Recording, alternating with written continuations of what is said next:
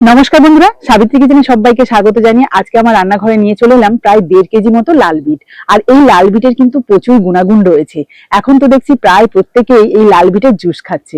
তবে আমি সারা বছর তো আর পাবো না, আর সারা বছর এইভাবে জুসও খেতে পারবো না। তাই আমি এই লাল বিটটাকে এমন ভাবে সংরক্ষণ করে রাখবো যেটা আমি সারা বছরই কিন্তু ব্যবহার করতে পারবো। আর এটাও শুনেছি লাল বিটের জুস খেলে নাকি আমাদের শরীর থেকে টক্সিনটা রিমুভ হয়। তাই আমি এটাকে পাউডার বানিয়ে সারা বছর সংরক্ষণ করে রাখতে পারবো। প্রত্যেকদিন 1 চামচ করে যদি জলের সাথে মিশিয়ে নিই তাহলে কিন্তু সেই জুসটা খেলে খুব কাজে আসবে। আর এই পাউডারটা আমি কিভাবে বানাচ্ছি সেটা জানতে হলে অবশ্যই কিন্তু শুরু থেকে শেষ অবধি ভিডিওটা দেখতে হবে। লাল বিটের পাউডার বানানোর জন্য আমি এখানে যে বিটগুলো নিয়েছি সেগুলোকে প্রথমে খোসা ছাড়িয়ে নেব। ভেতরটা একদম লাল টকটকে। এখানে কিছুটা জল রেখেছি, এই জলেতেই আমি রাখছি। এখন সবগুলো লাল বিটের খোসা ছাড়িয়ে নিয়েছি। এবার এগুলোকে জল থেকে তুলে একটুখানি মুছে নেব, কারণ এটাকে তো সারা বছর সংরক্ষণ করে রাখতে হবে পাউডার হিসাবে। তার জন্য এই যে বিটটাকে জল থেকে তুলে এই যে একটা সুতির কাপড় নিয়েছি, তাই দিয়ে কিন্তু ভালো করে মুছে নিচ্ছি।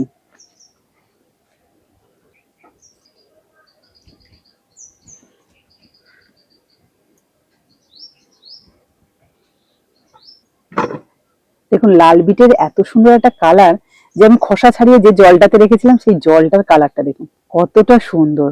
এবার চলুন বিটগুলোকে ভালোভাবে গ্রেট করে নিই।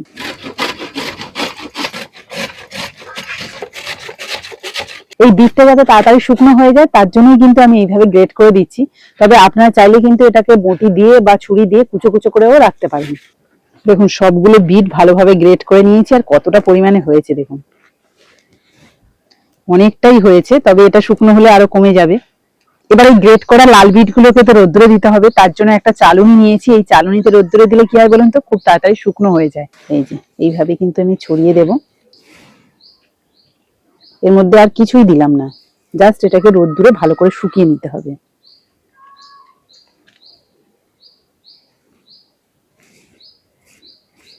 তো চলুন এবার এটাকে রোদ্দুরে দিয়ে আসি। আমাদের বাগানে তো সারাদিনই রোদ্দুর থাকে, তাই আমি বাগানেই বসিয়ে দেবো। একদম সন্ধে অবধি কিন্তু রোদ্দুর পাবে। এই জায়গাটা দিয়ে রাখলাম। তো বন্ধুরা ফিরে এলাম 3 দিন পর। আর 3 দিনের মধ্যে কতটা পরিমাণে লাল বিট আমি রোদ্দুরে দিয়েছিলাম আপনারা দেখেইছেন।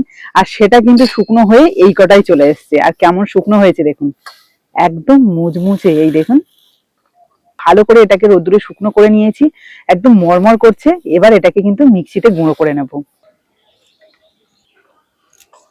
এই দেখুন একদম মিহি করে গুঁড়ো করে নিয়েছি, আর কত সুন্দর গুঁড়ো হয়েছে দেখুন।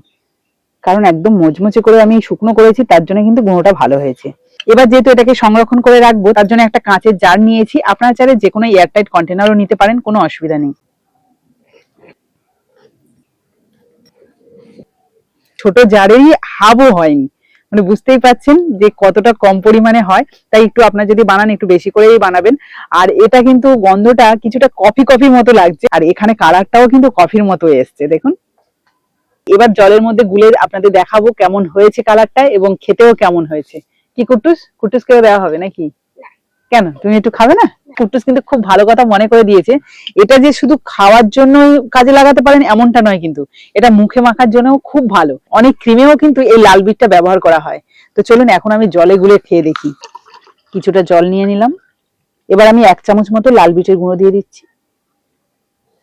এই দেখুন আস্তে আস্তে কি সুন্দর মিশে যাচ্ছে। একটা ট্রেন্ডিং ভিডিও কিন্তু এক সময় ছিল হলুদ জলে মেশানো।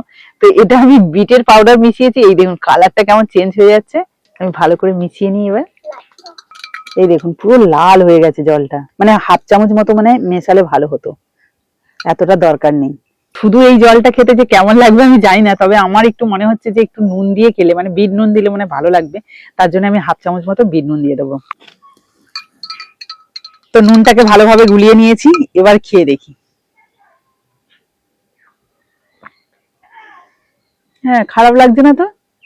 আমি কিন্তু প্রথমবার খাচ্ছি। আমরা অ্যাকচুয়ালি টক্সিনটাকে রিমুভ করার জন্য কাঁচা লাল বিট কিন্তু আমরা ভিজিয়ে রাখি, আর সেটা জল খাই। আমি কিন্তু সারা বছর যেহেতু লাল বিটটা পাবো না, তার জন্য কিন্তু এরকম পাউডার বানিয়ে সারা বছরের জন্য সংরক্ষণ করে রাখছি। আর এই যে সকালবেলা করে 1 গ্লাস করে এরকম জল বানিয়ে খাবো।